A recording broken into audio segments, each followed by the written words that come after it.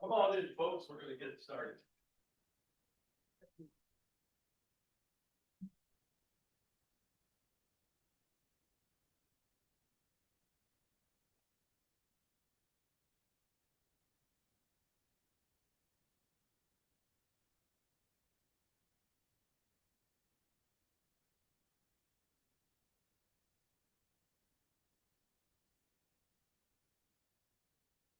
Get comfy. Thanks for coming. Good evening. How's everybody doing? Happy to be here. Yeah. Okay. So I appreciate everybody coming out on a work day, in the evening off of a regular council. This is, my first opportunity to, I guess, host a town hall. The topic tonight are the proposed zoning changes, that were before the council, I think back in, when we first started this in, late 2024. Is, are we working? Yeah. So this is how it's gonna work here tonight. What we're gonna do is we'll give a brief overview on the proposed changes, how we got there. And Director Blinky will go through that. After that point, I really wanted this to be much different than certainly than a council meeting. It'll be very much a Q&A. So this will be very much interaction between y'all with each other. Perhaps questions for Director Blinky, myself, each other, however that works. And so it's about voicing your opinion and sharing. Here's my rule. So, and I'm very strict about it. For tonight, I know for a fact that we will have a few different opinions in the room. We will. We will be respectful of each other and each other's opinions. We'll have decorum. We will not be rude in any shape or form. We are not going to attack anybody. We're not going to be disrespectful when people are talking. We're not going to roll our eyes. We're going to be adults. We all live in this community. And so let's be responsible adults and approach it in such a way.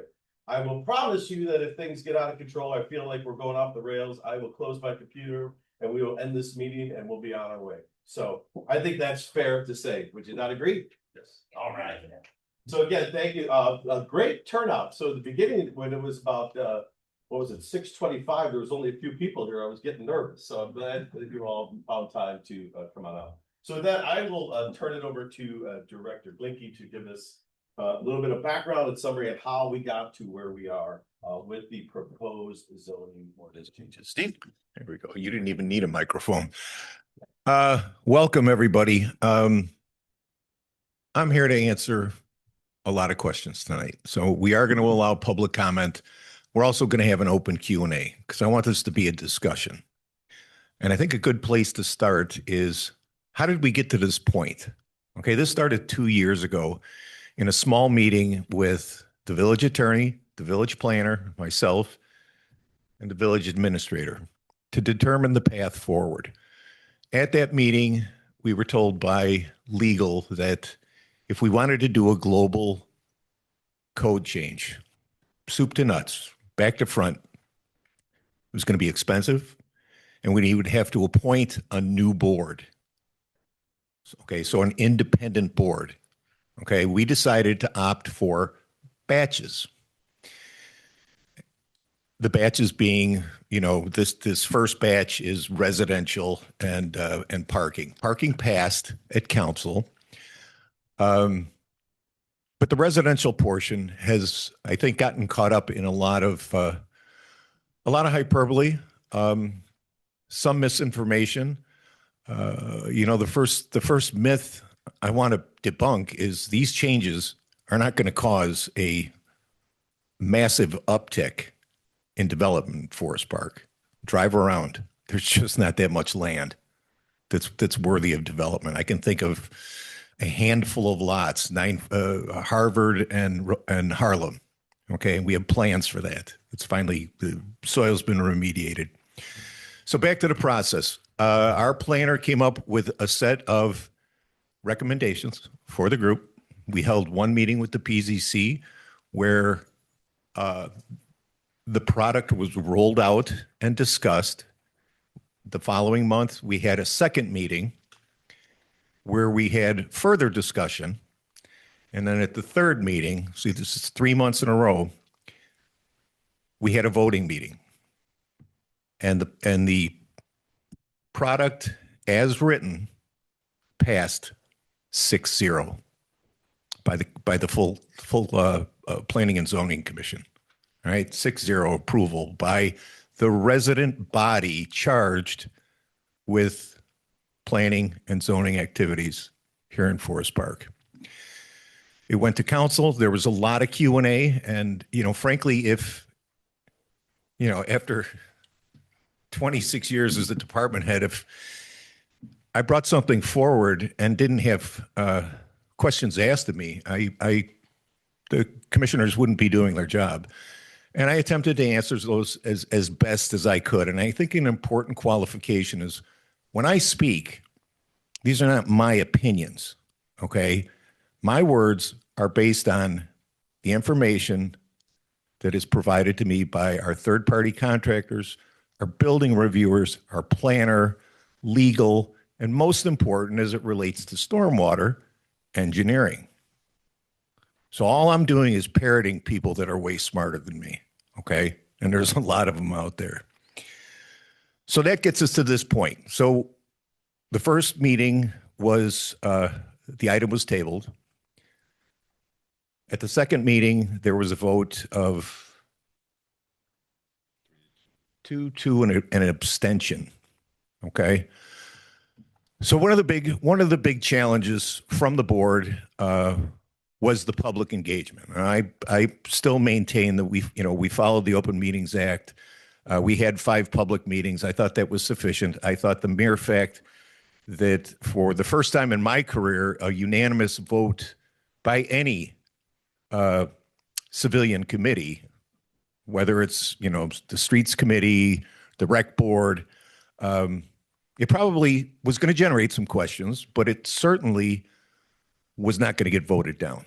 Okay, so it's disappointing. Now, let's get to rationale. Why are we doing this? Okay, and I've been here a long time. It'll be 41 years in August, and everything here has a historical perspective. Everything in this town has a historical perspective. The creation of the Eisenhower, where we were one of the only towns that actually picked up homes and planted them anywhere in town. There's a lot of record on the north side of town that has 3 houses on it, 2 which were moved from the Eisenhower. So you got 1 lot and three homes. You had the impacts of workers employed during World War II, where 8,000 people needed a place to live. And that's why you see all over town non-purpose built 2 flats, okay? Sometimes with granny flats in the basement. We try, and we've been successful at deconverting those. And there's limited opportunities. It's usually strategic defaults or foreclosures where a bank holds a property for a significant period of time before they put it back at auction. But I can give you one good example over on the 1000 block of Beloit. It was a 2-flat with a coach house that had been vacant for greater than 180 days. It sat on the market for 4 years. I just knew something was going to happen because the abandonment allows us to deconvert it. Okay, so it finally sold. We now have the restoration of a little bit of peace there. You don't have 6 cars, you've got 2 cars, and you have a big single family dwelling. Okay, so those success stories, they happen. I'm not going to say they're rare. I'm not going to even claim that it happens with some degree of frequency, but we always try and fix what's broken. And I remember a Dan Haley editorial years ago said Steve Glinke's one house at a time philosophy is the right path forward. Now, that being said, Dan Haley has been keenly interested in Forest Park zoning because we have so many non-conforming properties. Okay, and non-conforming properties, if you're legal non-conforming, you're usually pretty good, but in the damage and destruction section, which is common in every zoning code, if it's damaged more than 50%, it can't be rebuilt. Okay. Now, we've allowed them to be rebuilt. We always have. I don't know how many people were around. There was a two flat with a coach house on the 500 block of Circle. I was fire chief at the time, and the building director at the time said, coach house has to go. It was a public relations disaster for the village. The building director was vilified, and eventually he backed down. That's a section of the code that we keep in there because there are going to be times when we do want the building to be taken down. But let's say you have two nonconformities, lot area and a side yard setback. You're a little too close to the side yard. If that house burns 50%, the only viable piece that's going to be left is going to be the foundation. Now, taken by the letter of the code, they can't rebuild there. They'd have to rebuild. They'd have to take out the foundation. They'd have to install a new foundation. Okay, adding costs because insurance never covers everything. Okay. I'd like to talk or address a couple of the more hot button issues here. 25-foot lots. Okay. In 2010, for reasons unknown to me, the village decided to make 50-foot lots the standard. So it's 50 by 125. Now, those lots are almost uniquely found in 3 blocks, the 400, 500, and 600. And with a swoop of a pen, you immediately made every house with a lot less than 50 feet non-conforming to the code. Okay? It seems punitive, unnecessarily punitive. It causes, issues with refis, with HELOCs, with mortgage financing. After the housing crisis, banks and lenders became acutely concerned about, rebuild potential, and that attachment of non-conforming, be it legal or not, it has been problematic. I've had to write a lot of letters over the years. There are 803 existing homes on 25-foot lots. Okay. There are at least that many on 30, 35, and 40-foot lots. Okay. Remember, we're talking about the 400, 500, and 600 blocks. Making 25-foot lots legal again means 803 residents have their homes come back into conformity. It also allows for development without entitlement. So development being a zoning case where you ask for relief on lot width and lot area because you're 25 feet under the lot width, which is an added expense. Now, as I said before, there's not a lot of areas that lend themselves to development. Okay. Take a drive around town. Take a look. There's not a lot of open lots. There's a handful of open lots. Okay. So this is not going to be some kind of a building boom. All right. Now, what I want to differentiate at this point is between zoning and permitting. Okay. Permitting, zoning just gives you the approval to do it. The heavy lift comes at permitting. Okay. And the permit process requires, obviously building drawings, but it also requires on smaller scales a grading plan or civil engineering. And if we get up north of a half an acre, we're looking at incorporating a third reviewer, and that's the Metropolitan Water Reclamation District. So I think a good example of the thought that goes into the permitting process, and it's timely, was the Edsway redevelopment. Okay, remember Edsway, right? Rooftop, parking lot, 100% impervious. When it rained, everything went into the combination. Everything. They reduced the non-permeable surface from 100% to 70%.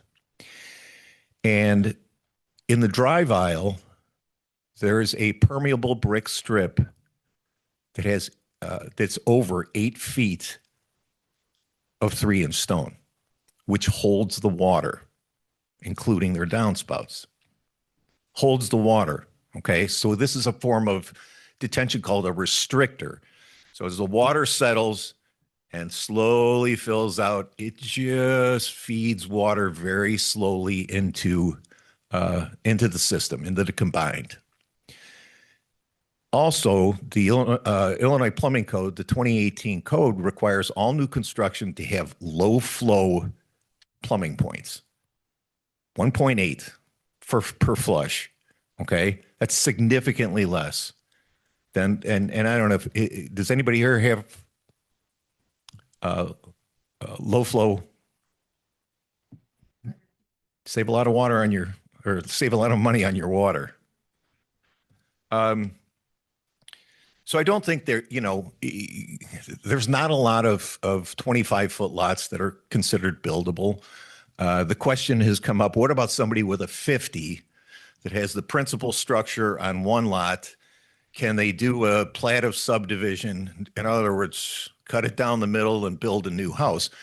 And the answer is yes, if they want to affect the residual value of their home. Okay. So for, a 25-foot lot can probably bring a price tag of $125,000, right? That's a pretty short-term gain when you're losing value on your home. Agree? Somebody might do it, but there's not going to be a flood of them. And frankly, if any portion of the principal structure straddles that line, it can't be built because then it's under 25 feet. Okay, and there's no path forward for relief less than 25 feet wide. The lot coverage. There's a lot of ways to skin a cat. Okay, and I'm going to address a lot of the things that we've done over the last 40 years when people say, the sky is falling, right?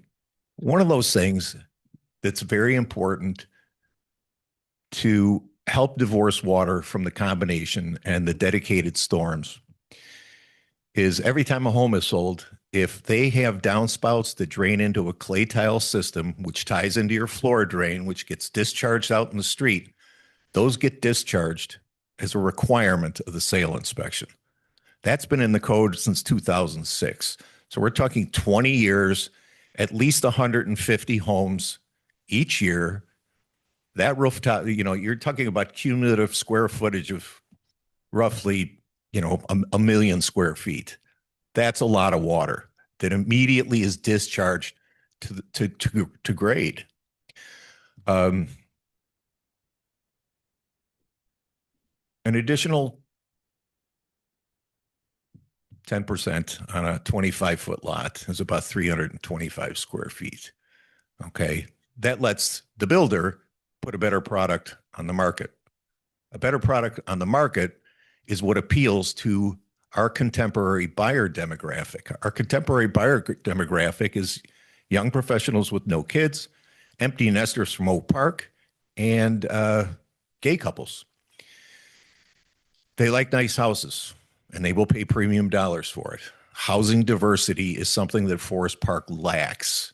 We do want some higher end housing for a number of reasons. It actually works. It's good. When people talk about the environment, these high performance homes are pretty outrageous in their design. We just adopted the 2024 version of the code, and it's overwhelming.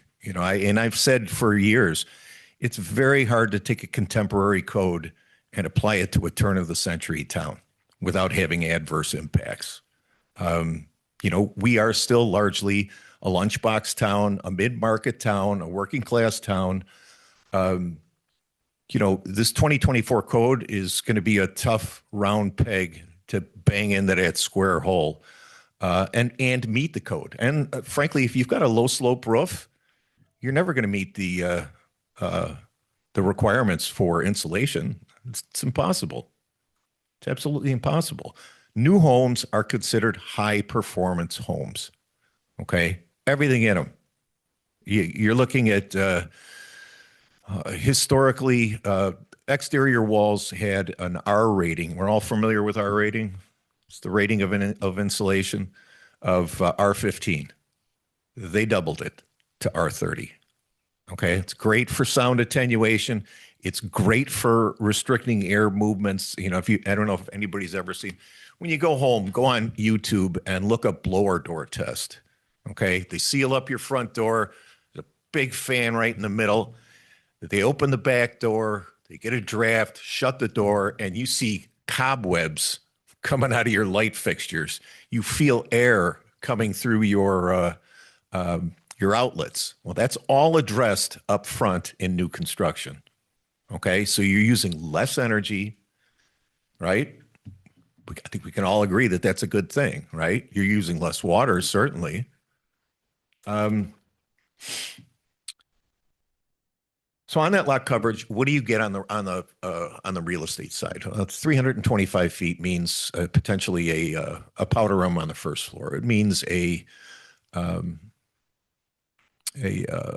larger mud room. Okay, it can be utilized in very creative ways, and we had a lot of conversations with a lot of different planners. 50% is not unusual. Okay, so begs the question: what do we do with the stormwater? Okay, the rooftop water. There's a lot of solutions for that. There's French drains. French drain is 6 feet, 6 feet, 6 feet down, backfill with CA6 stone, 2 feet of dirt, and your downspouts go directly into there. You don't even see it, even in heavy rains. Okay, now that's not a do-it-yourselfer, because a 6x6 hole is a big hole. I had water coming over my bottom plate in my basement for the framing is 6 inches below grade. And I was getting water in through one corner, and I put an extender on the gutter. Didn't work. Dug around the foundation, sealed it, didn't work. And I put in a pop-up drain 15 feet from the house. Cost me $150 and a half day's work. You don't have to dig as far either. Okay, so there are solutions, especially when you're building new. And that's where the design team comes after zoning, but before permitting, to determine how stormwater is managed on site, whether it's 25, 30, 35, 50, or Madison Commons, or residents at the Grove. All right, now the two latter were greater than half an acre. So the design engineer submits engineering drawings to my engineer at Christopher Burke. They submit a second set to MWRD. So there's two cooks in the kitchen. Okay. And ultimately, what MWRD decides is what's going to determine the final outcome. And MWRD's suggestion that we do the 8 feet of stone at Edsway, has turned out to be a pretty successful formula. I mean, Joe lives right behind it. I don't think you've had any I know you've seen that water run out of those 6-inch gutters when it was Edsway in the alley. Right? It was pushing a lot of water. So really 10%, nobody's been able to come back to me and quantifiably convince me or tell me from an engineering perspective that 325 feet is going to have an adverse impact, because the guardrails are in place. Guardrails have always been in place. That permitting process is a completely different animal. How about we shift and actually, let's talk about some of the other districts. We did increase lot coverage in R2 and R3. Again, in very simple terms, if you can't satisfy the engineering, if you can't satisfy the stormwater requirements, you're not going to build it. You're going to go back to the drawing board, and you're going to redesign all of your engineering. It's that simple. We don't put things in the ground without thought. Okay. And a lot of thought does go into this. Look at Madison Commons. 100% impervious, and they have below grade parking. Okay. They have had huge stormwater management requirements when they built. Now, going away from zoning for a second, and we look at these point of sale things, we divorce the downspouts. 1313 Circle, currently the home to SBC Waste Solutions, to park their trucks. They're now our current waste hauler. So when we sat down at due diligence, I looked across the table and I said, this has been under the same ownership for decades. You're buying it. You are bringing it up to code. That's all codified. You're required to do it. And that meant, okay, so if you've ever been in the back there, it's a dust bowl. It's compacted gravel, but it's been compacted over the decades by large trucks so much that it's probably is permeable concrete. He had to pave it. Now, if he paves it, right, 3.5 acres he had to pave. What do you do with the stormwater, and where's it going to go? He installed $1 million worth of baffles to detain the water underneath. So his sale price increased by about $1.75 million. But you now have a dust-free area. You have traffic going in and out only on Hannah. The people on the 1200 through 1600 blocks, they're thrilled. They're thrilled. Okay, but these all tie together in with efforts that are being taken, and it's not always in zoning. And frankly, if there's a call for a stormwater management ordinance, the last place it belongs is in zoning. It doesn't. And again, that's a council decision. That's a policy decision. If they decide to move forward with that, it would be with the full support of the building department. Why not? The historical stuff regarding flooding, Sandy in my office was reading me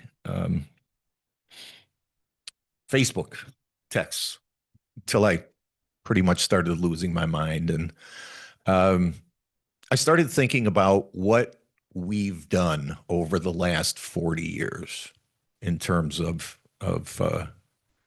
mitigating these things. Now, we don't have the money to do a large scale project, but some of the bigger projects to create relief, we have a dedicated storm. Okay, let me go back. Most of our underground is called a combined. Okay, the sanitary runs in the middle of the street. The storm runs on the curbs. The curbs drain into the sanitary, and then it's all happily off to MWRD. We installed a sewer separation project on the north side of town. The head, I believe, is up by the colorful Mr. Beef and Pizza. And the outfall is the Des Plaines River. It removes 30% of surface rainwater from the village. We recently, 2 years ago, completed one on the south side of Roosevelt that likewise has an outfall. I believe it's Greenberg Road, cuts across McAdams and discharges into the river. That takes millions of gallons out of the street. Now, I remember 30 years ago, if it rained 2 inches south of Roosevelt Road, you had water sidewalk to sidewalk, consistently sidewalk to sidewalk. Doesn't happen anymore. I know one of my comments when I was at the dais in front of the council was taken way out of context. And I should have been more careful when I chose my words. I said, flooding is not a problem in Forest Park anymore. Residential flooding. It's a problem. It's a problem for people who don't want to take ownership of their property and install a check valve, which up until last budget year was partially subsidized by the village. They don't want to put gutter extenders on their, and frankly, I get it. It's not a sexy repair. Raise your hand if you think drain tile is as sexy as a new kitchen. It's just not, it's an expensive upgrade, but there are cheaper options there. You can put a clean and check in your front yard.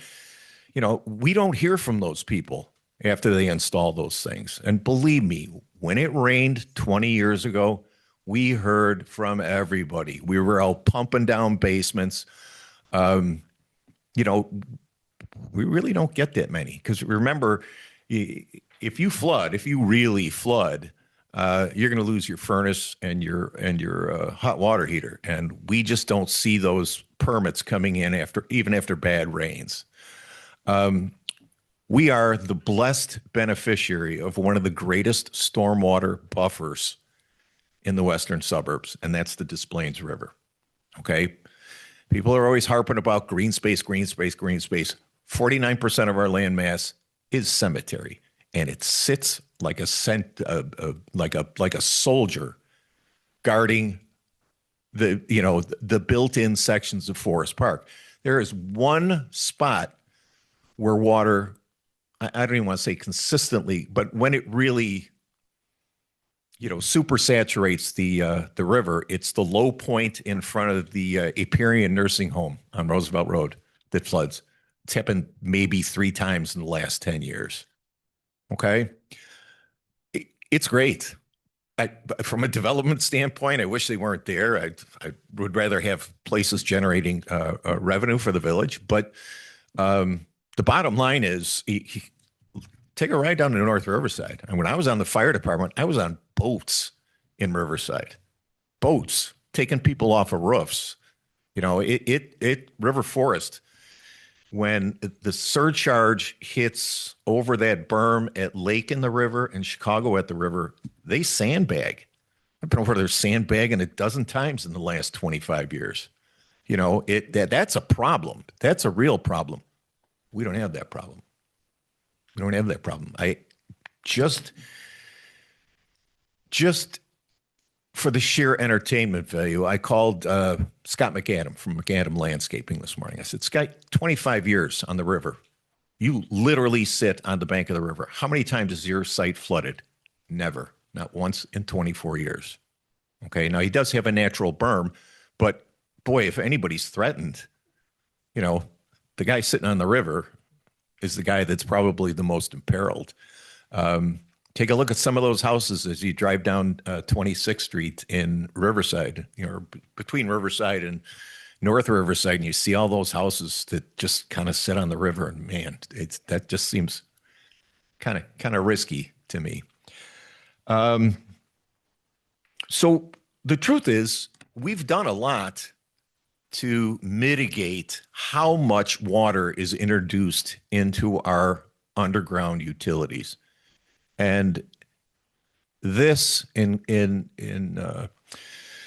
going hand in hand with new construction requiring a whole bunch of energy efficiencies, low flow plumbing points. We're putting less in there. It's just a simple fact. We're putting less in there. And adding a couple of houses is not going to move the needle. One of the first engineering assessments at Edsway was, what are the existing utilities? How big is the sanitary? How many connections does it have to it? And, what's its capacity? What's its capacity at surge? And again, they would have had to re-engineer if the system hadn't had the ability to handle stormwater runoff and people using their plumbing points inside the house.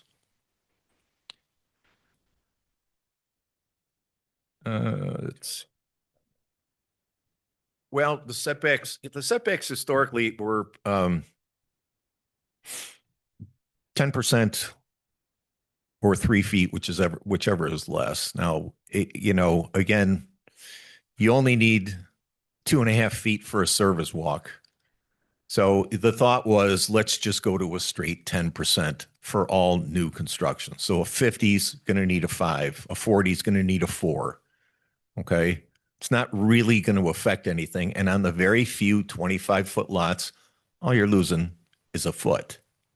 All right. It's not a setback of 2.5 feet. It's a setback of 3 feet. It's going to be a setback of 2.5 feet.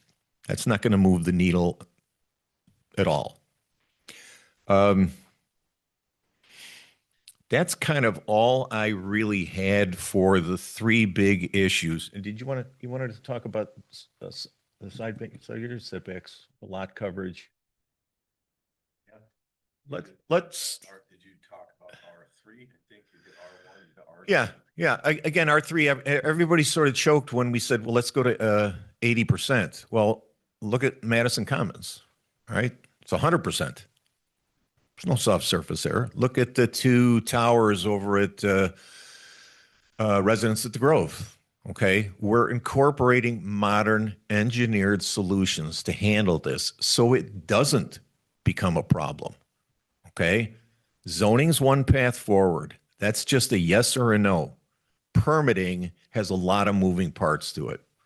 Permitting it's tricky. It's a lot of back and forth between staff, consultants, and the builders. Let me just.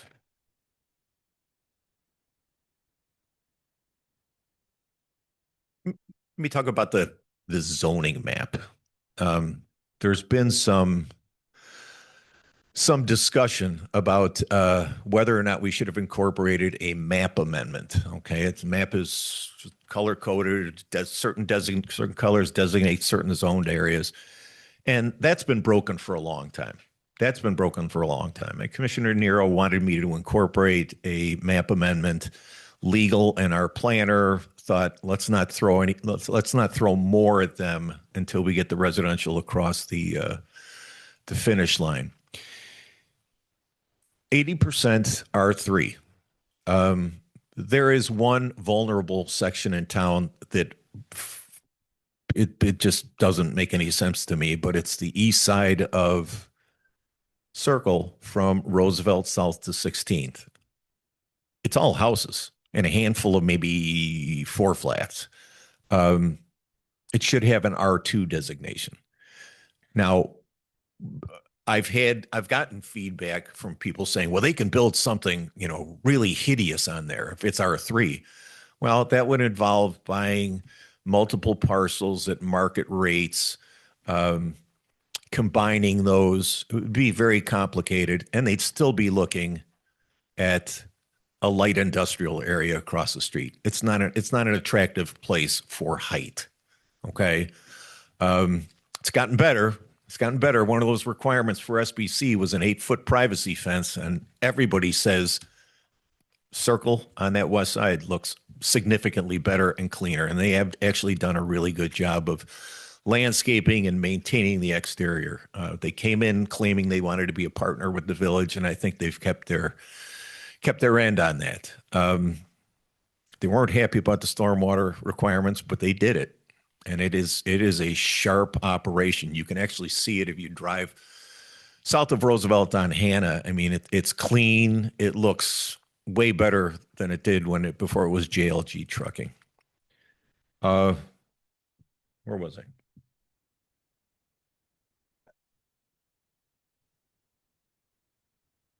Oh, yeah. So the R3 is, there's a reason we want R3 on the perimeter of town. That's where it belongs.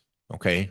The R3 on Circle is a mystery to me. But we're planning on fixing that.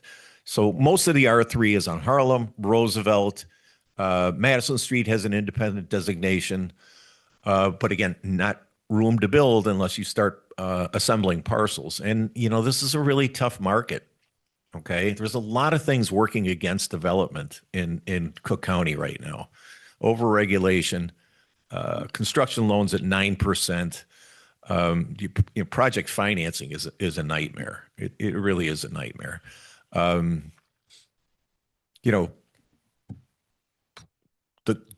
cost of the materials, and throw in the fact that Cook County, if you build multifamily, is going to be hitting you with a $9,000 a door tax bill. If you do 80 units, that's $722,000 tax bill year one, and we get 14% of that, right? Okay, so development brings revenue, and I want to address, why do we need to do it? Isn't everything fine? It's not fine. It's not fine. We've got big structural financial issues here. Okay. We've got a declining population from 2000 to 2024. The population went down 3.4%. Okay. A shifting buying demographic, huge demand, huge demand. People want to live in Forest Park. Okay. But there's not a lot of inventory. So I'm not saying build just to provide inventory. I'm saying if we have opportunities that we can exploit that are not going to cause adverse impacts on other buildings, why wouldn't we build there? New construction selling it, north of 700,000, they're going to be looking at a $20,000 tax bill, right? I mean, it's not going to be cheap, but again, that's sustainable, annually renewable income. And I'm just guessing, I'm going out on a limb on like this or on this one, that property taxes are unlikely to ever go down in our lifetime. I don't hold me to that, but we need the money. Yeah, and there's also an expression in contemporary planning, retail follows rooftops. You want to see that experiment played out? Go look at Lake Street between Harlem and Forest Avenue. Okay. The only green spot is Austin Gardens, right? That is a perfect example of engineered stormwater management. It's all hard surface. It's all hard surface. Nobody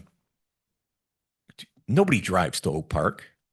That's why they shot 6 10+ story businesses in there. They made the downtown enormously walkable, enviably walkable. And despite a half-empty parking deck or the perpetual tow trucks behind Wild Fork, their business is 90% within walking distance. You may agree or disagree with the architecture, but the strategy from an economic development perspective was brilliant. You got a bunch of people that can walk and patronize these small businesses. We want to try and do the same thing, smart, and certainly to our scale, because again, we're built up. We're built up. Larger developments it's Altenheim and potentially suburban lumber. Okay, suburban lumber. For those of you that have been around a long time, those yellow townhomes 25-ish years ago were E.W. Knipe, a meatpacking factory. So the whole north side smelled like Farmington. And a fellow named Bud Moon from Silver Moon Development came in. That was his first project. His second project was the Jordan Paint. And then he did Brown Street Station, and which are over by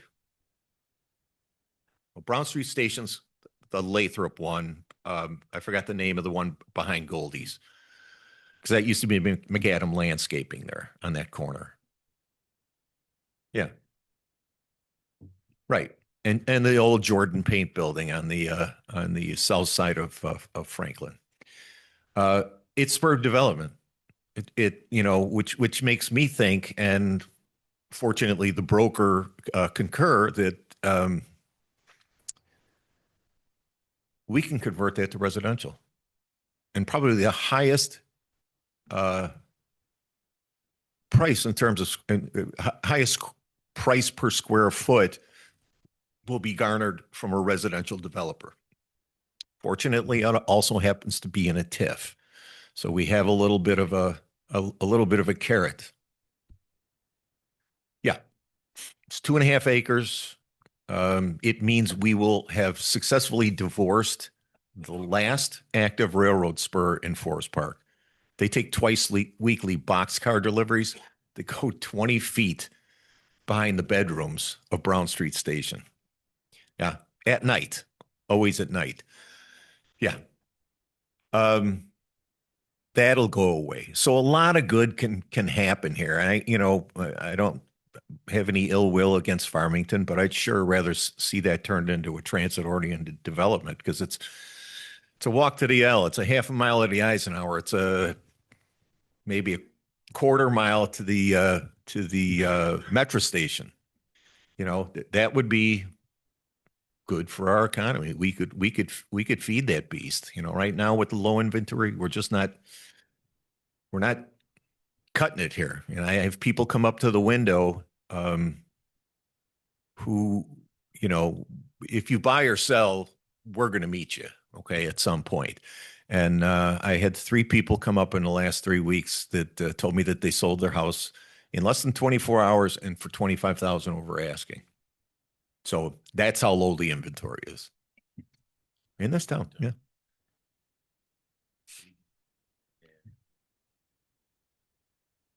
Yeah. Okay. How about ADUs, accessory dwelling units? You guys familiar with that?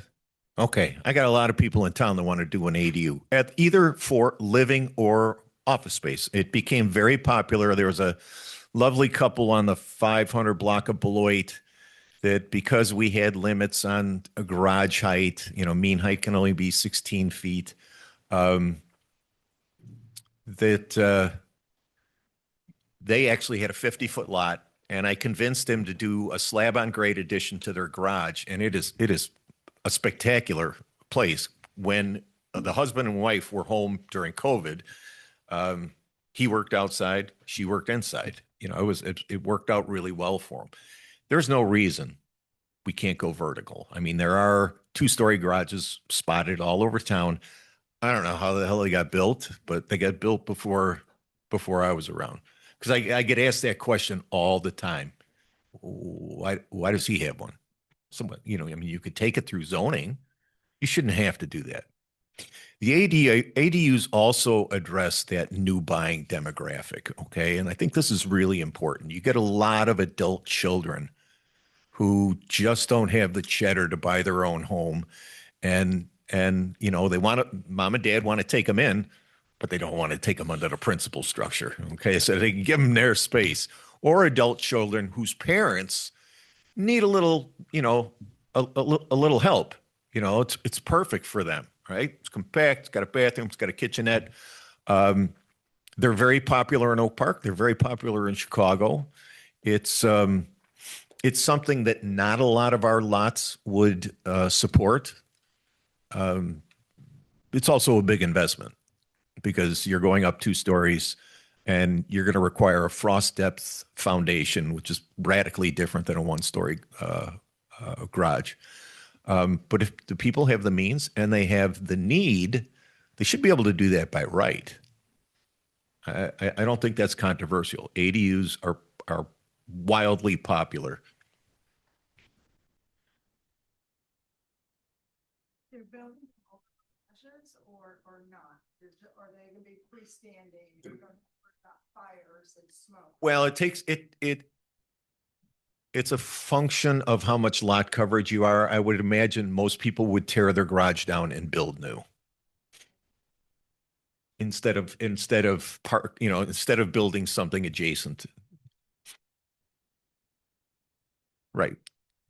Right. And what was the other thing? Okay, so making 2 flats legal in the R1 zone, drive through town, you're going to see them all over the place. I would go so far as to say there's probably one on every block here in town. Making them conforming is not a bad deal or not a big deal. But the question came up of what if somebody wants to take their house and turn it into a 2-flat? They would certainly devalue their property. It's also would be very expensive, okay? Because we don't allow those appendage stairs sticking out into the side yard that function as secondary exits. You see those throughout town, those awful wood stairs that lead up to what, you know, may have been a granny flat at some point or an attic, and somebody decided it was a good idea to turn that into a unit. Let's take a couple of examples. What? Wood frame, 1900s, classic Forest Park home, tear it down, build a 2-flat, and now they have 2 Airbnb rental units, for instance. Okay, well, use aside, yeah, but build the case against it. You got new construction, high performance, and you've got two families living there and not just one. Right. I mean, we don't have a path forward right now for how we're going to address our declining population. Okay. I know that hasn't been discussed at the policy level. It terrifies me. It terrifies me. It's, we haven't lost one school. We've lost three, right? St. John's, St. Bernardine's, and Grant White. I'm not throwing stones at the schools. I'm just merely reciting current conditions. We, our economic development plan has to have a lot of points on it. Okay. Rachel and I are working on it. What I think are going to be two really interesting projects up on Roosevelt Road. We're not at liberty to discuss that. That's always been sort of my philosophy that, if somebody's going to make an investment here in Forest Park, it's their story to tell. No, go ahead.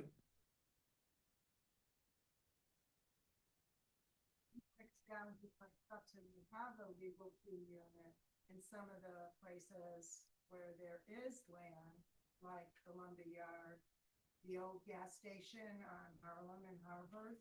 I mean, that's a big plot. There's still the two plots on the 500 block of Elgin. You've been sitting there since Mayor Calderon was in office. Yeah, well, there's a lot of different ways to skin that cat, but the bottom line is if you want to duplex a unit,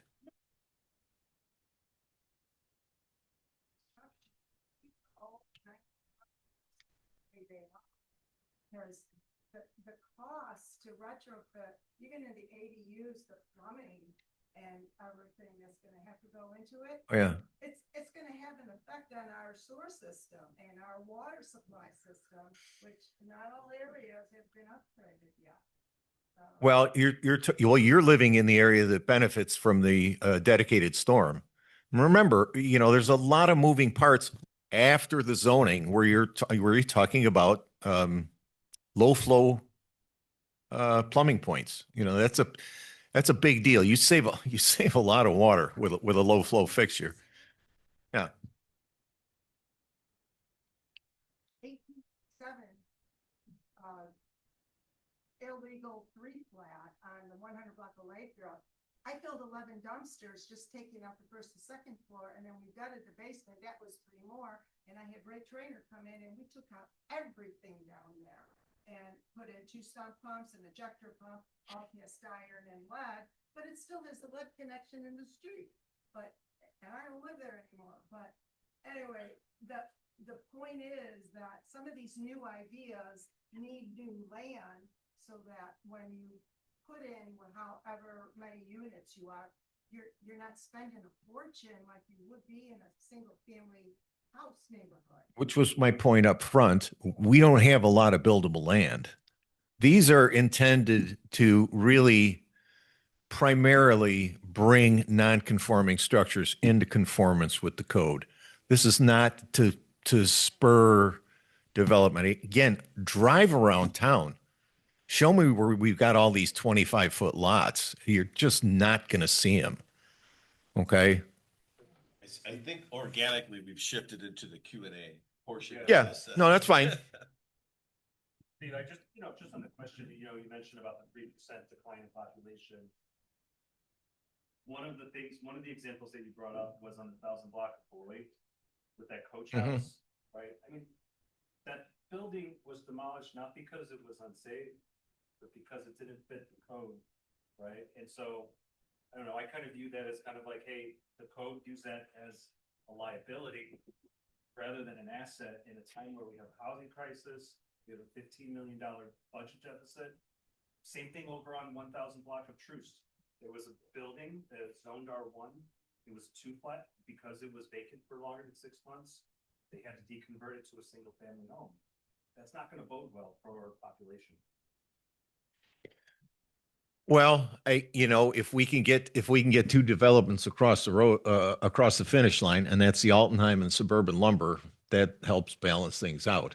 What we really try and do is focus, this forced deconversion in the low density residential neighborhoods. I just find it unfathomable that Oak Park is considering, crazy sweeping and frankly experimental changes to their zoning code. I mean, it seems like a little bit of a ticking time bomb to me. I mean, we're taking a very thoughtful, conservative approach. That's why we had 3 meetings with the PZC where we had no dissent. We had everybody agree. We had a 6-0 vote. I've been wrong before. I missed the mark on this one. Hit the target, but missed the bullseye. Yes. I had 25 lot down on Circle, which is an R3. Tear that down and then build it to spec up the R3 and be a single family home with 0 setback, 80% coverage. Would that be okay in a single family? Well, if I chose to. yeah, but you'd still be limited to this, I mean, okay, so you could build on 80% of the lot. Is that what you're asking me? In theory, yes. In theory, yes. But that's been designated R3 for, decades and nobody's done it. That doesn't mean that its existing condition does not need to be rectified. And, hopefully if we get past the residential section, we're going to go ahead and do the map amendment second. Yes, ma'am.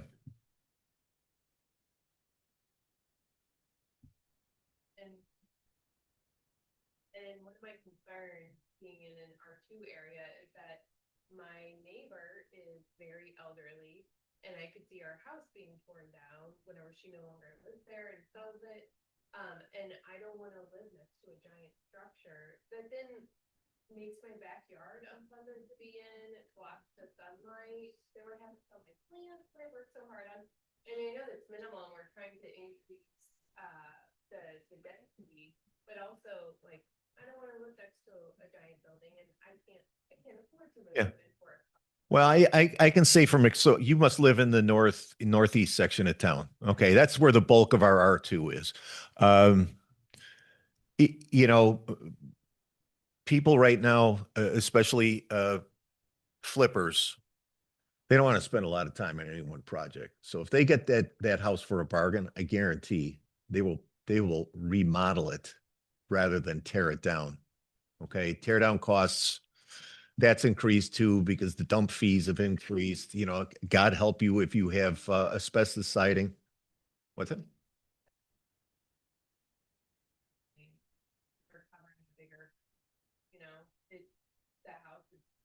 I'd probably need to know more about it, but again, I've been watching how people have bought, purchased, improved homes for profitability, and the tear down is pretty rare. The tear down is pretty rare. So yeah, they probably could, but again, from an architect's perspective, you're not going to put a tumor on the back of the house. You're going to try and do something that's in keeping with the aesthetic of the existing and frankly, they might be at 45% and they'll only be able to add on 5% if the zoning goes through. So it's there's too many moving parts for me to give you a definitive answer. R2 still has height restrictions of 45 feet. Yeah. So versus Yeah. not to be confused with R3. Zoning changes, the person is just able to do it. They don't have to come to any board. They don't have to come in front of the council. They can just build their giant condo or giant home on the spot. And I've seen this home. It's definitely a tear down. Yeah, I mean, as long as it meets the metrics, yeah. But also on the permitting process, we look at light and air and how they affect adjacent properties. I'd say, if we're going to play out hypothetical scenarios that really have yet to occur, I'm not 100% how productive that would be. I share your concern if something like that did come to fruition.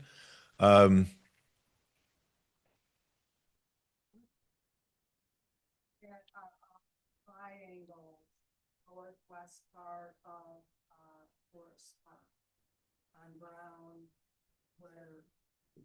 you know, they're Where you live?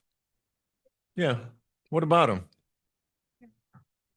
not even 25 feet wide, much less 120. Right. Deep. They're triangle, you know, they're very small parcels.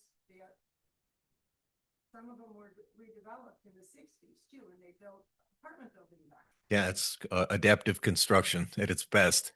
Um, those are obviously are going to be non-conforming. I mean, most of them don't have garages. But if to restore uniformity to that section of town, you'd need to buy every house and start from scratch. It's just not going to happen. Okay. Yes, sir. Is anything planned for that block? H&R Auto? Park District bought it. I don't know. You'll have to ask the Park District. Yeah. Yeah, I believe they're going to move the garage over to that location because Larry, obviously Larry had lifts in there and they don't have that at the Park District, and they'll probably do programming space in the back. They have to apply for what are called OSLAD grants through the state, and I think they have a couple of concepts that they're interested in. But I can't speak for the Park District. At one point, they were going to partner with West Suburban Special Rec and a number of other advocacy agencies, who would pay rent in a structure that I thought that's 3 times neighbors came out with the long knives. So I think those people are still running. Yeah. Yeah. It's a very well organized neighborhood. That's a tough place to develop. Yes. Was held up because of the variance process. If it had been allowed by right, it would be built right now. It was a little bit too big. They wanted 87% coverage, but the proposed changes for R3 say 80% coverage. So a little bit of tweaking and that building would be in existence right now. The hundreds of people that showed up to speak against it wouldn't have had that opportunity. So my question is, and I'm a village commissioner, full disclosure, and I think this has highlighted some of my frustrations with this process because so much of it has felt very much based on sort of anecdotal evidence and storytelling, and this is my experience, and this guy doesn't flood, and this is fine here. And I know that I have been asking, along with a couple of other commissioners, for just the information that informed these recommendations. Was there was there an audit of our code? Was there analysis of forest park data? Have there been studies on how these changes would impact our stormwater and water, sewer infrastructure, traffic, all of that stuff? Because, you keep relying on sort of the R1 discussion, which is a little bit smaller coverage increase. But when you go into R3, we're talking about 80% coverage from 40. We're talking about 0 setbacks built right up to the property line. And R3 right now is peppered throughout town. It is on Harrison, right across from the Park District. It is on that little stretch of Brown. It is, on Circle, like you said. And once these things are by right, it gets a lot more, I don't know, enticing for a developer because they don't have to go through the variance process. First They of don't spend the thousands of dollars. And you keep bringing up how great it will be to develop Altenheim. Altenheim is zoned R3. R2. R3. The sales covenant restricts it right now to developing at R1 and R2. Now, if that sales covenant were to be, dissolved for some reason or rewritten, that's our last big chunk of green space. So I think it is important to be able to tell the public what informed these changes and be able to show them that. The village has spent, as of, May 2025, at least $62,000 on this. And I haven't seen an audit. I haven't seen analysis. I've heard the stories. Quantify your audit points. I haven't seen the information that inform these recommendations, and these are big changes that do not align with the comprehensive plan. I agree. The comprehensive plan is 14 years old. This town, And that should happen first. we We kind of tried that. That went sideways as well. But, you know, the important thing to say is don't confuse by right with a get out of jail free card. Because if you're going to build something 100% to the zoning metrics, you're still going to have to go through site plan approval. So there's still going to be one or several public meetings. Okay. By right just doesn't mean you can put a shovel in the ground. Because for larger projects, anything more than a single family dwelling, you're going to need site plan approval in front of the Planning and Zoning Commission. Now, back to your data points. I'm not sure what you're talking about. Our planner, we had an award-winning female owned business as our planner for 8 years here, and she never talked about data points. She talked about best practices, and I know you don't like that expression, but that's the bottom line. Jim Emilio at Seabell exercises best engineering practices. If you want me to drill down and find out what that is, I will, but I'm 4 years short of an engineering degree. If you could tell me what you think is missing besides data points,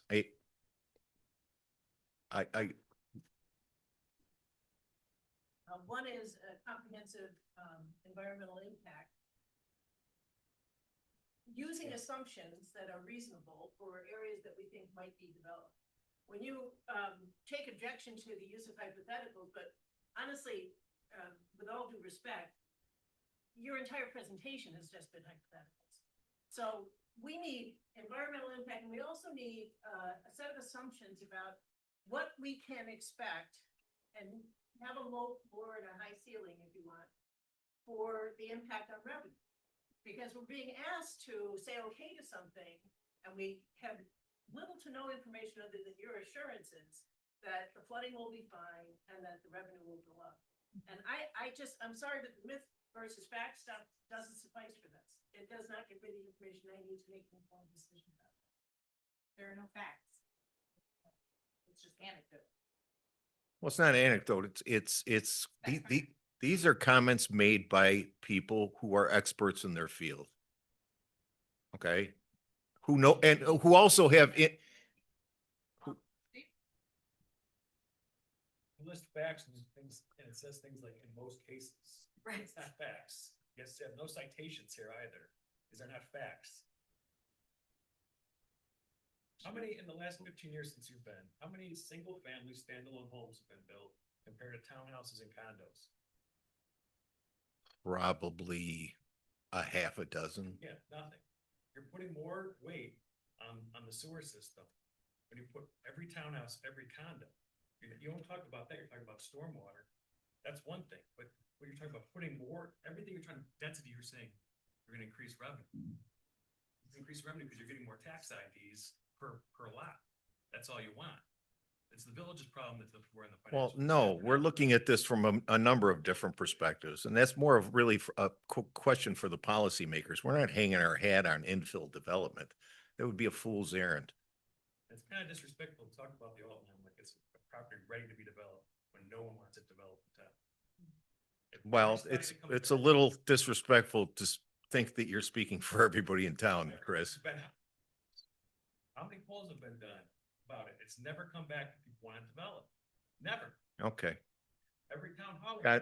Steve, quick question for you. In your professional opinion, when we talk about water usage in a building, a lot of these, like single-family homes we have in town were bungalows built back in the 20s, 30s. They would have multiple children in a single family. In your opinion, who would be using more water? A family of 6 or 2 couples living in a duplex without kids? Family of 6. So in that case, are you saying then that density does not necessarily mean more resource use on a single lot? Correct. Point out that those families of 6 were living at a time when average annual rainfall was significantly less than what we're dealing with. Let's come back up. Let's come back up here to Steve. He's been waiting patiently, and then we'll go back. Go ahead, Steve. Get a bunch of points, but to address the commission point about Aldenheim, I was on that commission. There's tons of people who live there. So it's not all one side, one way or the other. I assume it's fairly evenly split. I went out on the public input talk all around on Madison, and it was fairly evenly split. But people are asking for all these data points. This is zoning. It's not development. It is changing the zoning code to harmonize the existing development. That's the data point I think that you were missing, that we're trying to harmonize and bring things into compliance. Because it was built at a hodgepodge stage back 50, 75 years. We're just trying to organize it, for lack of a better word. And to have all this building impact, and I want to build an ADU. Do I need to get an environmental impact statement, a parking statement? All these things just to build a garage and a house above my garage, so I can have an office, because contrary to the comprehensive plan, COVID happened since then, people work from home 1,000% more than they did when that comprehensive plan was built. The comprehensive plan has no value whatsoever. You want to update it, great, but you gotta reflect the reality of what's going on now. People are working at home. They want the opportunity to do that. And that's why I'm here. So I can do that. I've been trying to do it for 3 years. But to hear all this, my ADU is not gonna harm the sewer system. It's not gonna overburden anything. And if I have to put in, you know, a French drain or something because there might be increased runoff, great, happy to do it. Happy to comply, happy to help out my neighbors in that flood. I'm not here to be a burden on other people. I'm here to do what I want to do, you know, so we can enjoy our property. We're gonna age in place. I'm 66, I'm not going anywhere. Can I make my property someplace where I can live for the next 10, 15 years?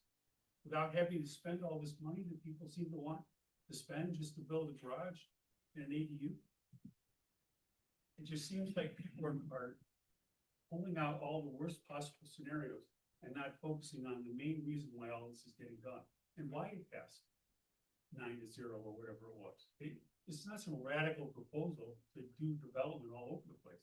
As you said several times, this really has nothing to do with increasing development. It is to harmonize and try and get the village, which was built in a haphazard manner, much more than. Agreed. And you practice zoning law, don't you, Steve? Yeah. Yeah. You just do. Okay.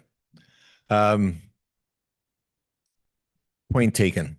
It's you know, I'm a big big believer that people should be able to do with their property what they want, within, obviously within reason, with the most important qualifier, as long as there are no adverse impacts on the adjacent properties. And there's a lot of new creative ways to live, you know, and ADU is one of them. They also serve a family purpose. Okay. I know a lot of people who have goals to have their parents move in with them, or their adult children move back with them. And, you know, and then, and maintain some semblance of independence, right? I'll be over when I run out of milk, mom and dad.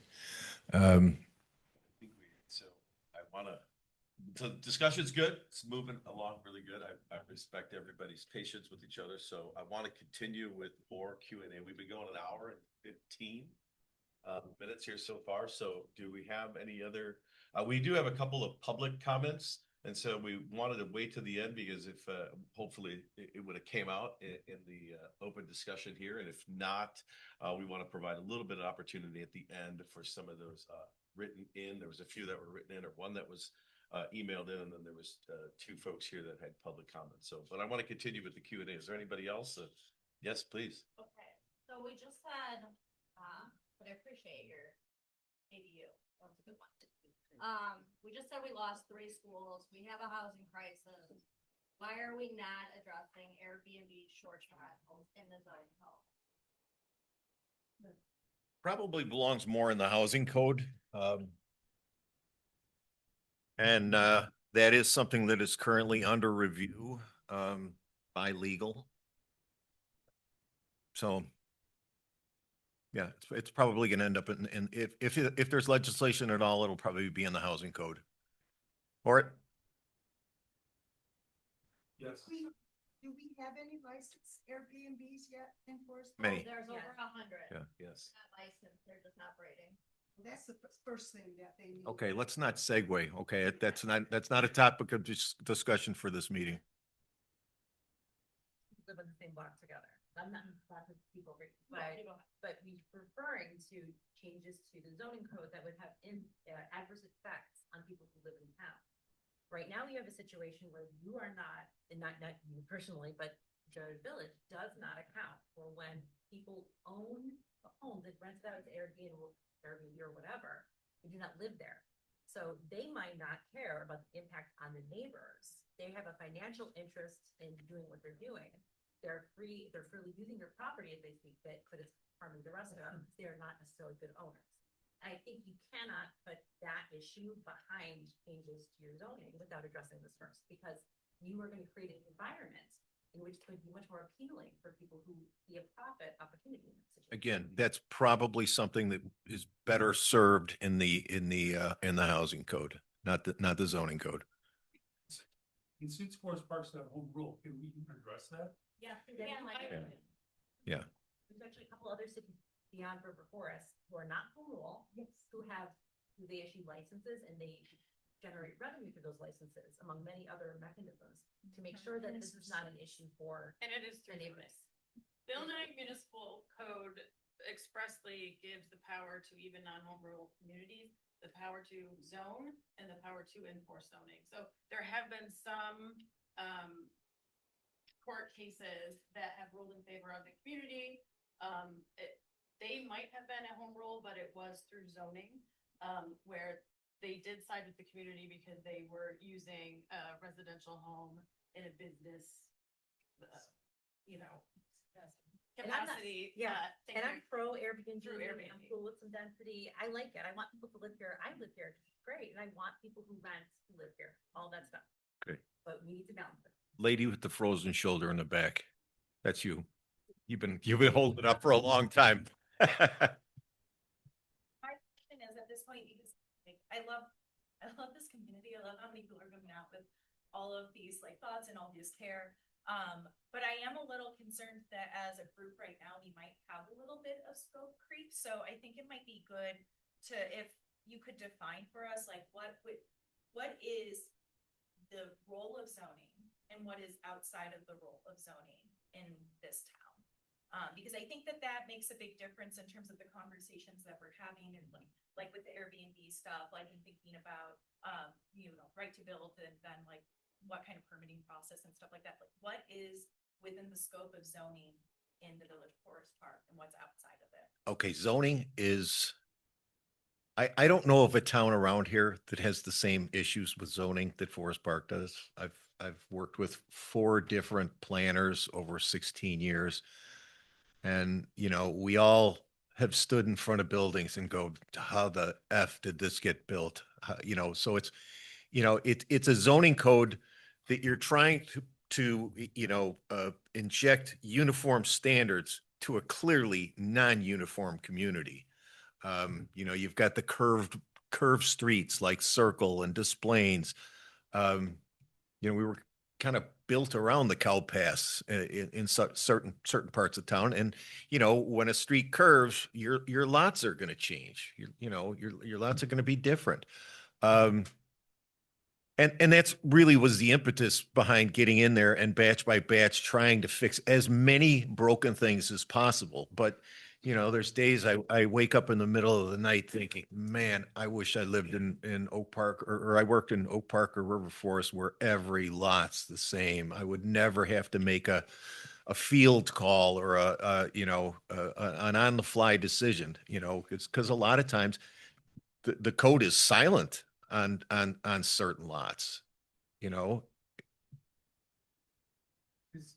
you addressed any issues? I'm reading about this bill, Illinois, that Pritzker wants to establish. There's a lot of discussion tonight about density, but the density that's allowed in that bill, Illinois, would take all the decision making away from the local, and you would get 6 flats on 8 flats. 8 flats. And you wouldn't have any say whatsoever. Has the village had any input or any? No. And that's what I was talking about in Oak Park. They want to get rid of low density zoning. That's the way. They're not you know, Floyd here. I'll be happily dead when that becomes the future of But, Forest you know, Park. People here are very upset about, you know, relatively in light of the Build Illinois changes. That's really a game changer. Oh, yeah. As far as Oh, density 100%. And everything else. And no one in this room would have a say. Right, it would put this whole, everything that we discussed and flip it on its ear, and we wouldn't have a voice. Small Yeah. change. So it's also important not to conflate density with overcrowding. Okay, we're you know, with the declining population, and that problem has been going on for decades. It was mostly tied to the Proviso school district. I know a lot of really noble people have really tried to pitch in and turn that district around. They've had their occasional victories. They've had their you know, their occasional beatdowns, but you know, it's just one of those things. Living in 11% of the students at Ascension are Forest Park residents. I live across the street from St. Luke's. I look at my neighbors and the Forest Park stickers that drop off and pick up every day. So it's not just, you know, a declining enrollment. You're getting people who are electing to um, send their kids out of town at great expense. And again, this is not an indictment of the schools, so please, Jessica, don't write that in the newspaper. All right. You know, I'm merely reciting, you know, the facts, the facts. I mean, Grant White is being used by Oak Park High School. Yes, ma'am. That's it. Can you guys restrict or say what can be done with a land lot? With a land lot? Well, yeah, every parcel of land falls into a zone district, so there are different requirements in each. We don't have the power. The code is the guidebook. Well, that's what we're trying to do.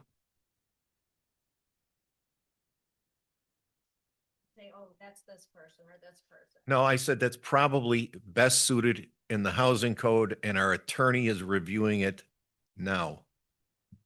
Okay, I know you've gotten that answer in email. You've now gotten it from me several times.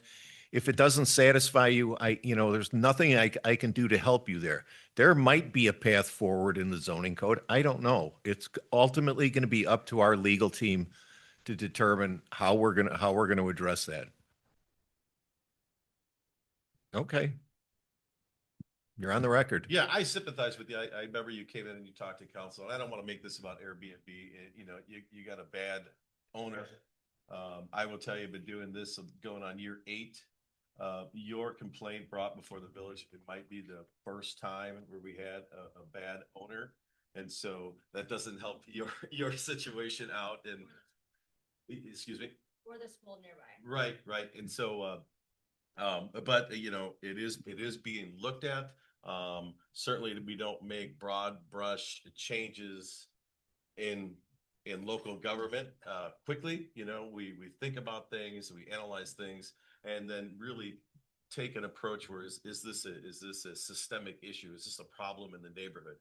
Your specific issue is concerning, and we don't want it to be one of many, but we are looking at it, right?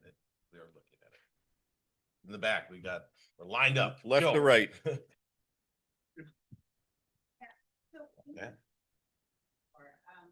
it states that 74% of residential lots are not, are not in compliance. Is that an accurate number? I would say with the exclusion of, well, no, yeah, I would say 74% is a pretty accurate number. Ryan, can you, why that's important? Why do we care that so many of our houses are not in compliance? Like, what is that going to do for the home? Why is it important? Well, again, you know, this goes back to, you know, and it's more of an inconvenience for me and my staff, you know, is people are going in for a refi, a HELOC, or initial financing.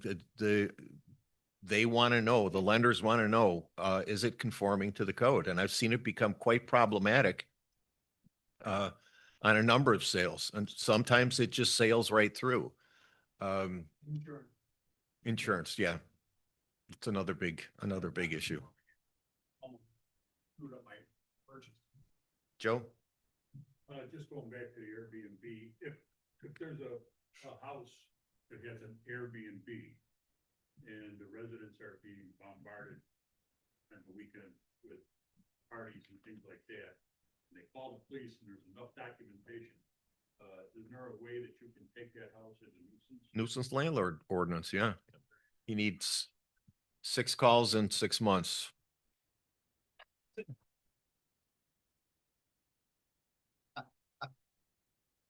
I'm not sure what the funny part was. Scott, you were next. Like what zoning is and what zoning's supposed to be. Like, correct me if I'm wrong, but zoning is not supposed to be proscriptive. It's basically just kind of like an upper limit on what you can.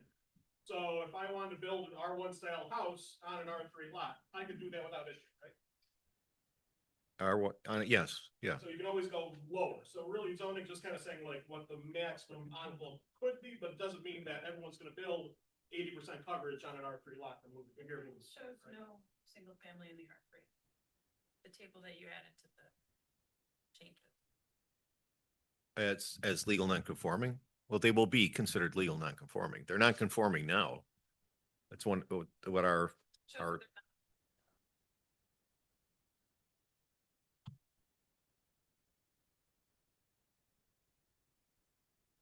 that in R3. Yeah. It says single family dwelling not permitted. Right. So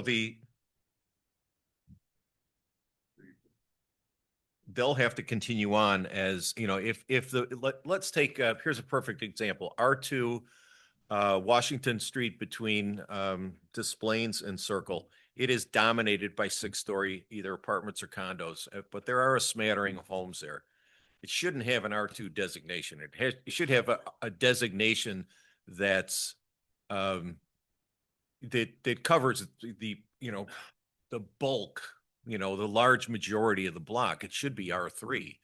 Now that would make a small number of homes legal non-conforming, but you know, we can deal with that. Right now, if every lot under 50 feet is non-conforming to the code, we have a big problem. If a handful of homes in R3 districts become legal non-conforming, well, you know, actually in the current code, multifamily is not even a permitted use. It's always been a mystery to me. You know, that's why most of our developments have been smaller or planned unit developments, which are greater than half an acre, which gives us a little bit of flexibility in the code. There was a question in the back. Yep. Yes, sir. Do you have an approximate number? I know the 74 non-compliance was what it is now. If the building code changes, how many would become compliant? What would be the number? Well, first of all, every house with a lot less than 50 feet would instantly become compliant to lot width and lot length. Now, that might not be all of their nonconformities. Like I said, they might have a side yard setback thing. But, you know, the nonconforming part is mitigated. It's helped by. Other than those 803 homes that you listed, we don't know how many others might be non-compliant and then become compliant. Over 1,000, easily over 1,000. Right. Yeah. Yeah. And then I believe you're 900 later, right? Yep, you're probably non-compliant too, right? That's a pretty big chunk of town. Yeah, agreed.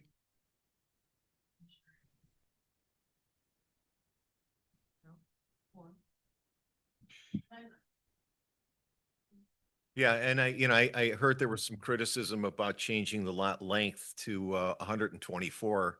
Well, recently we did a couple projects where we found a group of homes that are at 124.6. You know, it's the way the alley was cut and how the lot was created. So we did cut that down by a foot. But it doesn't hurt. I mean, it read as if it was some form of an attack, but it, you know, there was a reason for it. You know, yeah. maybe a really silly question, kind of late to this party, but so many of our buildings, multifamily buildings, are in zone one classification, so they're non-conforming legal. What's the village's, I guess, disposition on those? And Play the hand you're dealt. That's all we can do. You know, Commissioner Maxam back there has got a 6 or an 8 unit in the middle of her R1 block.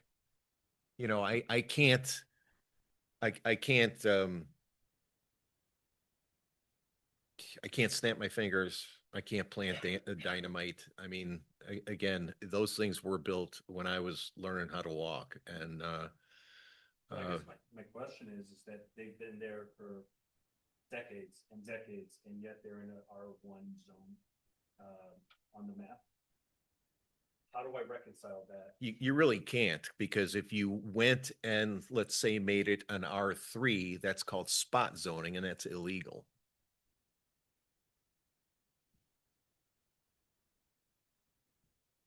Do historic homes get any exemptions that are like over 100 years old or whatever? Has to be on the register.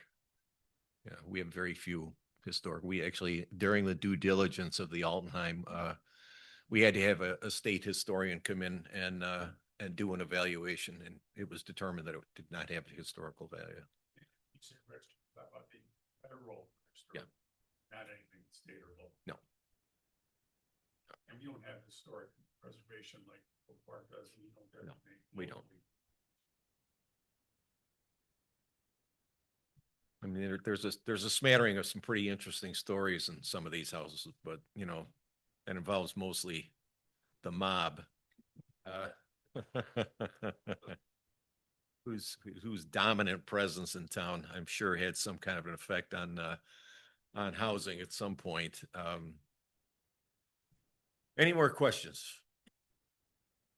Curious about, you said earlier you didn't want to do a complete overhaul, so you're kind of piecemealing this thing together.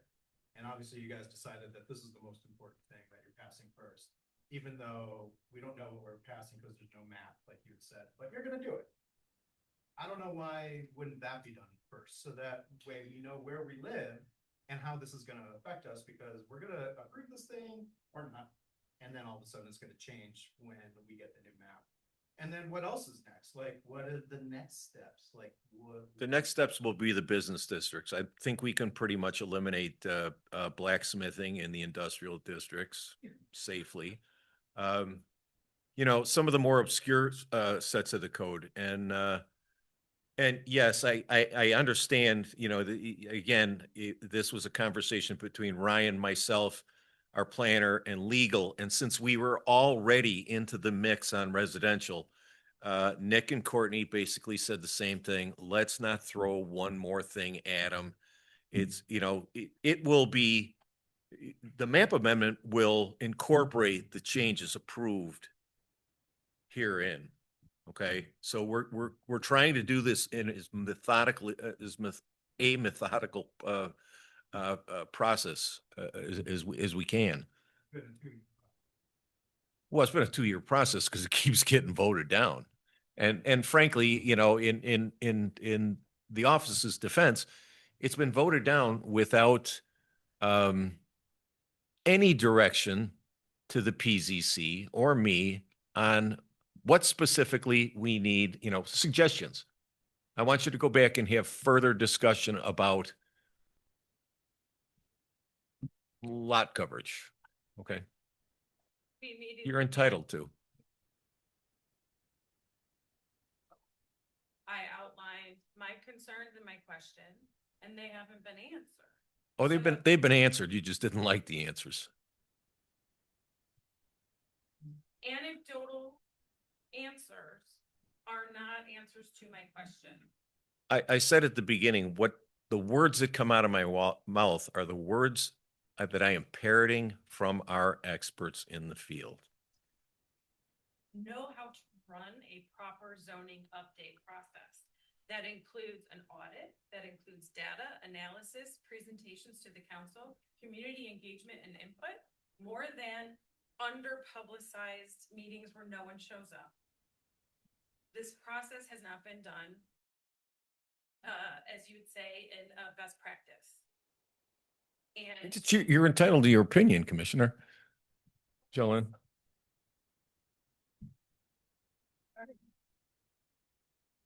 I appreciate that.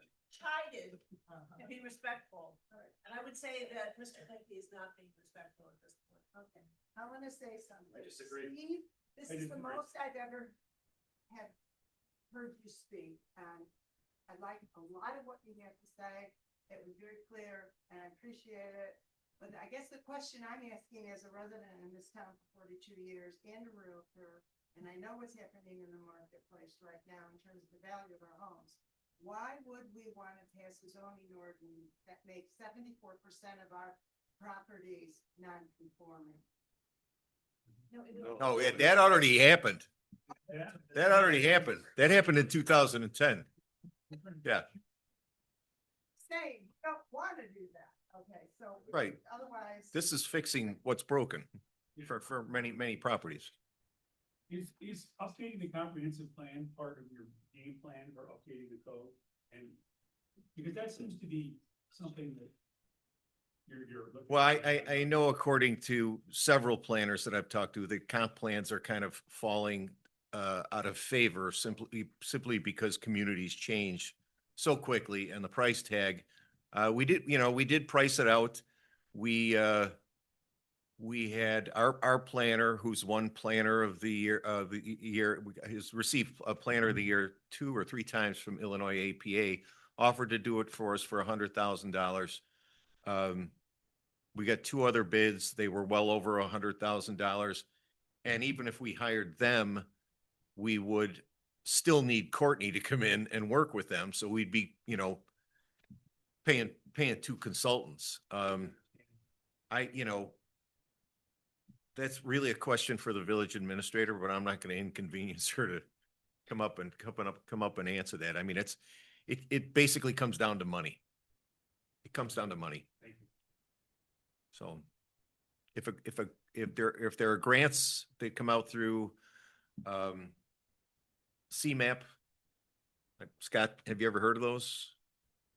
Yeah, CMAP and RCA both have, local area planning grants. Okay. Mostly transit oriented, but most Forest Park is transit. Transit oriented. Yeah. Hi. Questions. Sandy was reading the stories, so maybe she read mine. It wasn't one that annoying. But some of the things that we're saying are theoretical have actually happened to my house in my lot. Tell me about it. So in 2015, my husband and I bought our first home in Irritated Forest Park. And we didn't realize at the time that we were buying half of a 50-foot lot that had been split. We thought the lot was the house next door, and they thought it belonged to us. Turns out it belonged to somebody completely different. So we started trying to figure out, can we buy this? We want to add it. We would love to have, a big garden or something like that. Weren't able to do it. We're still getting their property tax stuff, even though we've called it. But a developer bought a lot. They built a giant house on it, like to the point when they were digging up to the point on not just the lot line, but underneath the lot line, underneath my sidewalk. The house that's there now is so big, it actually, we tried to get solar panels, and we can't because it blocks all of our light. It's a story taller than us and a good 20 feet longer. They were doing all kinds of unsafe things while it was being built, and now that it has been built, we started getting our basement flooded on a regular basis for the first time ever. I don't know how So, I don't want to ask you for an address, but would you take one of my cards and I can come over to the house and we can discuss how recent? Okay. All right, I'm not even gonna guess at the address. I just don't want strangers showing up at your house either. change the zoning. I need, Just making sure that- it doesn't happen again. Well, for single family dwellings, we are, the code did change. We are gonna require civil engineering for single family dwellings. So you will have to submit a $1,500 civil engineering drawing showing, normally it was a grading plan and that was enough, but the civil engineering plan is now gonna be, required at permit. So let me, make sure I get you a card when we're done here, and I'm happy to come and, we can pull the plans. If it's less than, you said 2017? We might have already pitched your plans. You look familiar. Let me make a comment, sort of splitting the difference between, I understand the need for more data, and I know that might sound frustrating, but I just wanted to use an example when I'm reading this. Some of this language is like, especially like investors will buy 50-foot lots and split them in half. It kind of sounds like your place. And the fact here, the fact says lot splitting is not financially practical. But I don't have any reason to think that that might not be true for some people. So especially if there's high demand in Forest Park, I feel like that's maybe where the disconnect is coming, because it seems like, yeah, that makes sense to me. It wouldn't be financially practical to tear down my house, but it might be to somebody else. And so I kind of think that's where the disconnect is coming. We're all afraid of what's happened to you. And frankly, we have a 50-foot lot. So if the zoning went through, we could build we wouldn't, because we don't want to do that to our neighbors. But You're not a developer. I'm not a developer. And then it's just going back to the whole part about density and worrying about, I agree, it sucks that the schools don't have enough kids anymore. That's kind of true globally. And I think that if we're looking at wanting revenue for the village, it doesn't matter if I have 6 kids, I'm paying taxes on that house. So that might not be the metric that we want to use as far as generating income in the village. So that might be a little bit of. No, I said it was part of a multifaceted, and in fact, I think I qualified that by saying if we're gonna hang our hat on this, we're done. Sure. Okay, stick a fork in us. I'm not quite sure what the figures are, because I 100% want to see the village get more people in it. 100% want to see it get more financially solid. So I think all this makes sense, and I want to be compliant. But I think that's where maybe some of the concerns are like, wait, I don't quite understand. But I do think it's good to move forward and make it. I'd like to be compliant for sure. Yeah, and it also brings a lot of how do I want to put this? Let me think about this one for a second. Any other questions?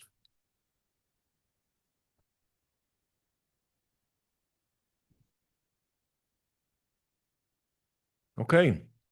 You want to, do we want to do, Oh, we got some, public comment that was written in, and then, yeah, if you said your piece, yeah, right. I don't think you need to. We did have one email in.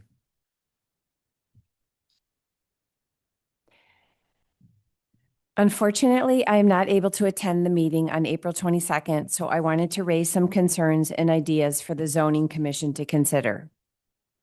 I appreciate the time spent evaluating the updates to residential zoning codes R1, R2, and R3, as it can have a significant impact on Forest Park residents now and in the very near future.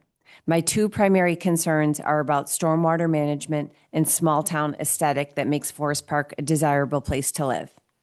Just last week, WBEZ published a story about how flooding in Chicago is getting worse. The likelihood of heavy rainstorms has increased 7-fold over the past century, and researchers from the University of Illinois indicate that flooding due to climate change will get a lot more severe in the next 25 years. The zoning update Q&A indicates that cemetery green space surrounding the residential area will protect the village from large-scale flooding. But what about protection of our homes? Although it is reassuring to know that public parks, parkways, and public rights of way will not be affected, does the village plan to continue with the Green Alleys project? Is this enough to mitigate basement flooding and other damage to residential and commercial buildings? Are there ways the village can educate and incentivize homeowners to enhance green infrastructure? For example, when we first moved here, the village was giving out rain barrels to any resident interested. Also, our neighbors across the alley installed permeable pavers when replacing their parking pad. Since the proposed update does not require zoning approval for new construction, but only engineering review, what will be required for on-site stormwater detention and retention? Who reinforces the engineering standards if it is not the zoning commission? Forest Park is a desirable place to live. Over the past 10 years, I have personally seen more development around where I live and an increase in home values. For example, 135 Des Plaines Avenue didn't exist when we first moved here, and the zoning commission granted a variance to build a home on the undeveloped part of the lot allocated to 137 Des Plaines. As part of the conditions of the variance, the zoning commission required that the setback remain consistent with the home at 137, and this definitely preserved the aesthetic look of our block. Will the changes to the residential zoning code affect customized variance requirements of developers like this one? Thank you for your time and consideration. Yeah. So I want to take a whip at some of those questions, just like we talked openly here real quickly. I know it's getting late, but we talked about it briefly. And so I think we need to keep in mind here that it's our homes and our homes are our property. And so we have to do everything that we can within our purview financially and at the village to do the best that we can to, if the issue is flooding, to do the best that we can to mitigate flooding. There are programs in place. We had a very robust grant program for backflow valves. I personally installed one on my home. I had some issues with backflow anytime we got a significant rain event, undesirable water from our confined system would come back up through. Since I put that into my house, that issue has been resolved. Period. Done. End of story. And since I did that, it's been many years now. I think I've been there for 18 years now or more. At that particular location, like I said, we haven't had any issues. The prices went up. However, that grant program was so underutilized that we stopped funding it. It surprised me. So either I was thinking, or as a counselor, we're thinking like either everyone is got backflow valves in town and we're good, or which I don't think is the case, or there wasn't enough communication on it. So we did some blasts to the website, and so again, the application stopped coming in. So that is a program, and if there's excitement around that, or from the residents, as a council member, I'd be happy to reinstate that. But I'm sure I don't want to speak for them. I'm sure that the rest of the council members would be supportive of that too. The other things that Steve mentioned, and I did a pop-up in the back of my house. It's the oldest part of the house, which used to be a staircase for a 2-flat. And the concrete back there is suspect at best on the floor, so you get some seepage. So anytime it rained, I had the gutters that went into a combined system, right, in the house. We moved those, stuck them out into the backyard into a pop-up, not a French drain, but a pop-up. Problem solved. Very simple solution, a very cost-effective solution. The key there is just getting the water away from your house. So I wanted to address those things. There's things that we can do as residents to help keep your basement from getting water. Yeah. Groundwater infiltration is a different story. That's just a battle trying to get the gutter and the rain and the runoff away from your house. Back up affluent through your basement drain is a whole nother ballgame, and that comes through. There's many systems that you could do. The most effective and cost-effective and effective one would be a backflow. So I think as residents in this community, if you're experiencing flooding and you haven't taken advantage of those programs, you really need to look at it. And I would start, inexpensive first. Get the gutters away from the house, right? And then look at pop-up valves. for your gutter systems, or a French drain that Stephen mentioned, and then move into these backflow prevention. There was a couple other comments that were. Well, knowing the source of your flooding is sort of the key to remedy. I mean, a lot of people don't realize that these old houses only have 3-inch slabs in their basement, and they are absolutely porous. Seepage is completely different than water coming in from behind. Is Forest Park tied into the deep tunnel project? Yes. It is. Reservoir 1 is done. Reservoir 2 is coming online in 2028. When is that whole system supposed to be finished?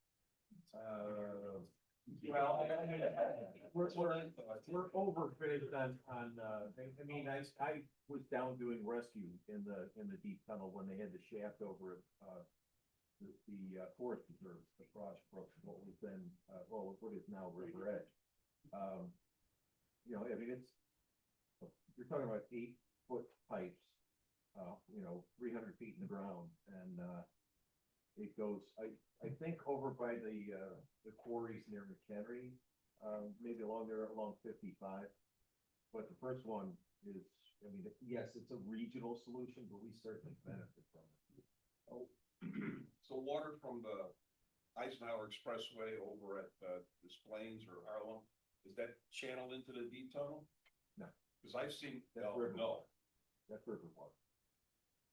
That's river water and floods that street? Yeah.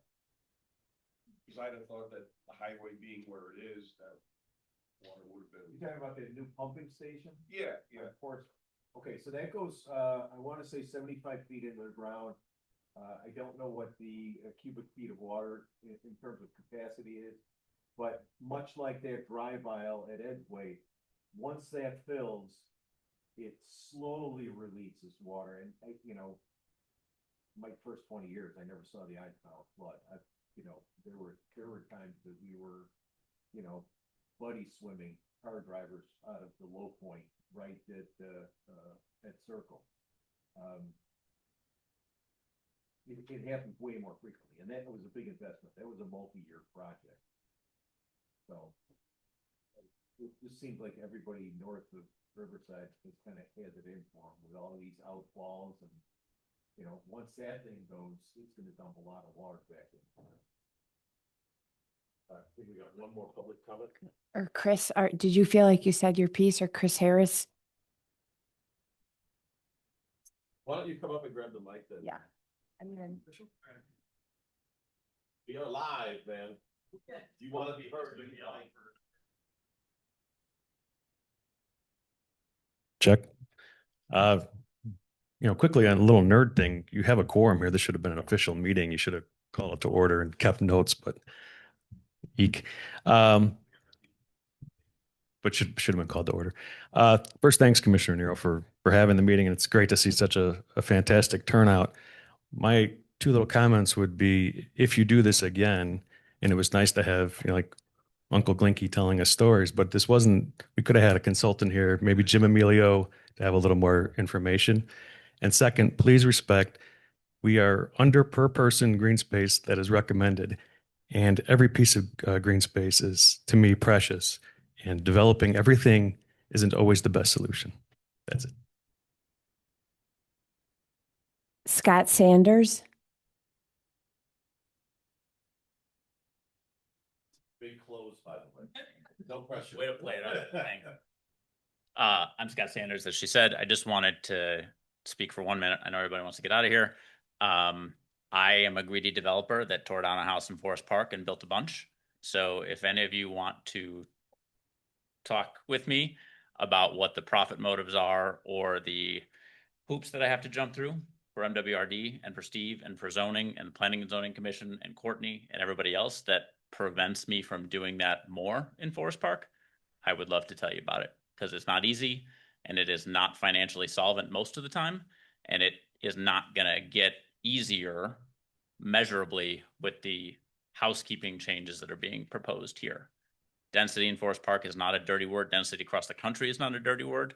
We have a real lack of housing variation and not affordable housing in the subsidized aspect of it, but just housing that people can afford as workforce housing, teachers and firefighters and everybody else.